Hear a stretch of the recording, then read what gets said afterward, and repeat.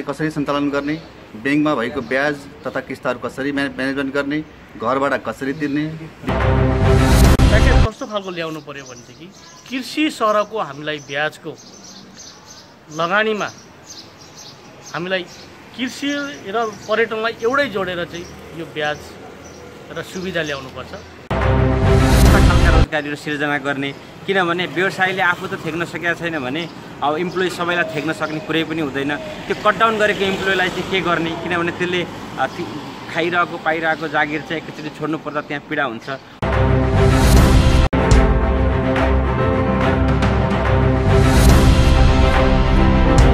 नमस्कार, म खगेन्द्र विमली, उद्योग वाणिज्य इटरीको सदस्य तथा वितरक सङ्घ इटरीमा पनि आबद्ध छु।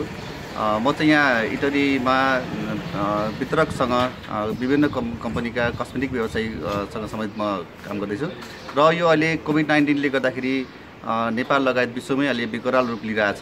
यसले चाहिँ अहिले देशमा हामी व्यवसायीहरूलाई विशेष गरी निकै अप्ठ्यारो अवस्था आइसकेको छ। अब यो लकडाउन कहिलेसम्म चल्ने हो त्यो पनि टुङ्गो छैन।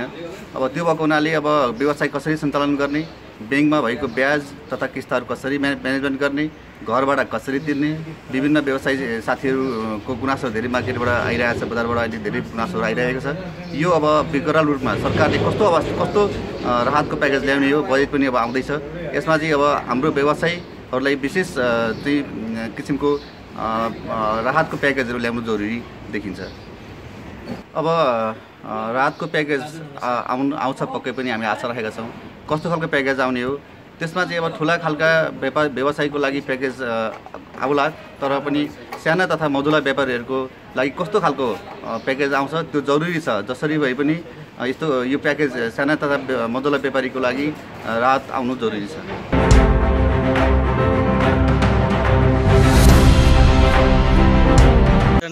व्यवसायी र इटरी होटल व्यवसायीको अध्यक्ष म जीवन पराजुली। हाम्रो पर्यटन व्यवसायीको स्पष्ट धारणा के छ भनेदेखि हामी पर्यटन क्षेत्रहरूका लगानी सरकारले सुरक्षित गरिदिनु पर्यो, पहिलो एक नम्बरमा छ। र पर्यटन अब हामी व्यवसायीहरू यो कोरोना भाइरसको कारणले गर्दाखेरि हामी पर्यटनहरू चाहिँ 2 वर्ष उठ्न नसक्ने स्थितिमा हामीलाई थिचेर राखेको छ। 2 वर्षसम्म चाहिँ हाम्रो यो पर्यटन क्षेत्र बढ्न नसक्ने स्थिति छ।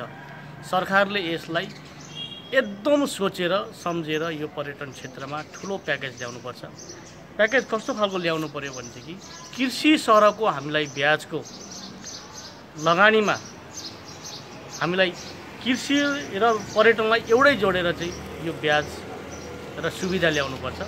जस्तो के भनेदेखि अहिले हाम्रो पर्यटन क्षेत्रमा भिजिट 2020लाई लक्षित गरेर जति पर्यटन व्यवसायीहरूले लगानी गरेको छ त्यो चाहिँ हाम्रो अब डुब्ने भन्ने हामीलाई त्रास छ। हामी डरसरी छौँ। हाम्रा व्यवसायीहरू अब धराशायी छन्। त्यसले गर्दाखेरि सरकारले यसलाई गम्भीरताका साथ सोच्नुपर्छ भन्ने हाम्रो उद्देश्य रहेको छ। र हामीलाई अहिले यो जबसम्मको यो कोरोना भाइरसको कारणले गर्दाखेरि यो पर्यटन क्षेत्रमा चाहिँ जबसम्म हाम्रो व्यवसाय राम्रोसँग हुन सक्दैन तबसम्म चाहिँ सरकारले यसलाई ब्याज मिना गर्नुपर्छ।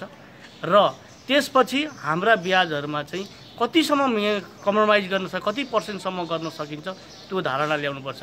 र हामीले लगानी गरेका व्यवसायीहरूलाई कसरी हुन्छ यसलाई सुरक्षित गर्नको लागि चाहिँ कस्ता खालका प्याकेज दिएर चाहिँ यो पर्यटन क्षेत्र चाहिँ रहन सक्छ भन्ने खालको प्याकेजहरू चाहिँ सरकारले यो गम्भीर विषयमा सोच्नुपर्छ भन्ने हाम्रो धारणा छ। र मलाई के लाग्छ भनेदेखि जस्तो पर्यटन क्षेत्रमा यो होटल व्यवसायीहरूले लगानी गरेको छ, आजको 1 वर्षसम्म हामी ब्याज तिर्न र किस्ता पनि तिर्न सक्दैनौँ र ब्याज पनि तिर्न सक्दैनौँ।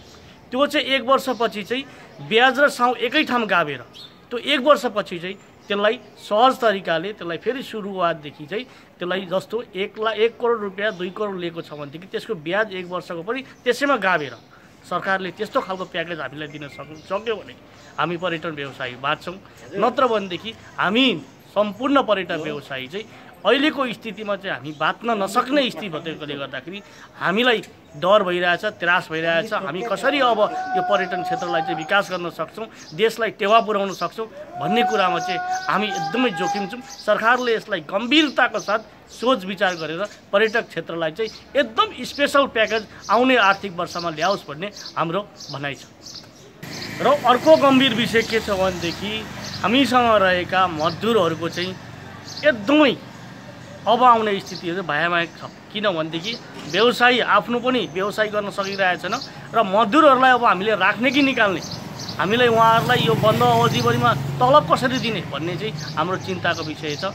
यो विषयमा पनि सरकारले गम्भीरताको साथ सोचोस् र आउने हामी पर्यटन व्यवसायीहरूले मजदुरहरूलाई कसरी राख्न सकिन्छ र मजदुरहरूको विषयमा चाहिँ सरकारले पनि कुनै एउटा प्याकेज धारणाहरू ल्याओस् र हामी पनि मजदुरलाई राख्न सक्यौँ। सरकारले पनि त्यसलाई केही कुरामा सब्स्टिट्युट दियोस् भन्ने कुरा एउटा त्यो छ।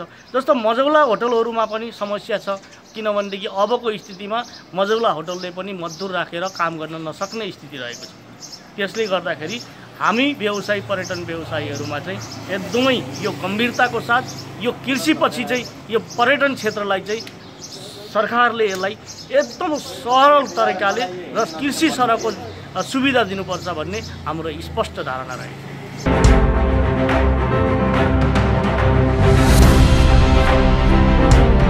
नमस्ते, म सुनिल भुसाल, पर्यटन व्यवसायी। अहिलेको यो जुन 52 दिनको लकडाउन हामीले झेलिसकेका छौँ, स्पेसल्ली पर्यटन क्षेत्र चाहिँ अत्यन्तै दयनीय रूपमा छ। यसको चाहिँ जुन खालको प्रभाव हो पर्यटन क्षेत्रमा निकै ठुलो परेको छ। अब आउने दिनहरू साह्रै च्यालेन्जिङ छन्। स्पेसल्ली अब हेर्ने हो भने पर्यटनसँग काम गर्ने, पर्यटनमा काम गर्ने धेरैजना साथीहरू हुनुहुन्छ जुन यो लकडाउन सकिए लगत्तै खुले पनि उहाँहरू सबैलाई चाहिँ जागिरमा जान नसक्ने अवस्था हुन्छ। यस्तो अवस्थामा सरकारले चाहिँ त्यस्ता व्यक्तिलाई चाहिँ कसरी चाहिँ म्यानेज गर्ने, कस्ता खालका रोजगारीहरू सिर्जना गर्ने, किनभने व्यवसायीले आफू त थेग्न सकेका छैन भने अब इम्प्लोइ सबैलाई थेग्न सक्ने कुरै पनि हुँदैन। त्यो कटडाउन गरेको इम्प्लोइलाई चाहिँ के गर्ने, किनभने त्यसले खाइरहेको पाइरहेको जागिर चाहिँ एकचोटि छोड्नु पर्दा त्यहाँ पीडा हुन्छ। अर्को कुरा, पर्यटन व्यवसायको कुरा गर्ने भने निकै मारमा छन्। सरकारले अहिलेसम्म त्यस्तो कुनै खालको प्याकेज ल्याएको छैन।